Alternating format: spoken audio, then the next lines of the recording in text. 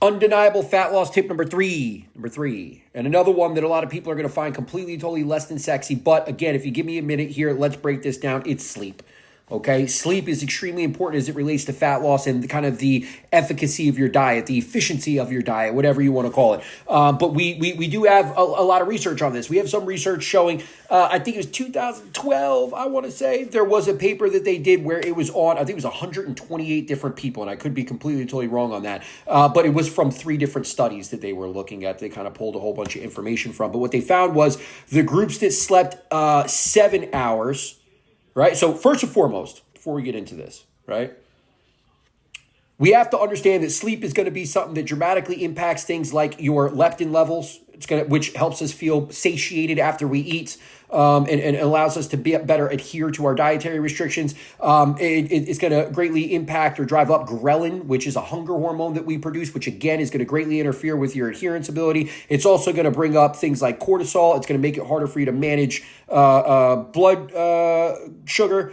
Right. And it's going to basically create an environment where it's not as easy for you to be able to lose body fat. And we do still need more research from this, but it looks like it also drives the less sleep we get during these fat loss phases. It drives more of an adaptive metabolic adaptations, right? Which is what we don't want. We don't want metabolic adaptation where it makes it harder the entire process, right? So now we have this research paper where they also kind of were able to look at, and again, it was coming from 3 different places, so it wasn't the most accurate way of being able to look at things, so to speak, and they actually mentioned that too within the paper, but what they basically found was that people that slept 7 hours during this weight loss process, right, lost significantly more body fat and significantly less muscle tissue, which was a big factor for people sleeping less than 7 hours, where they saw significant difference as it relates to the amount of muscle tissue that they lost as part of their total weight loss, right? So again, if we could take away anything from the reality of sleep,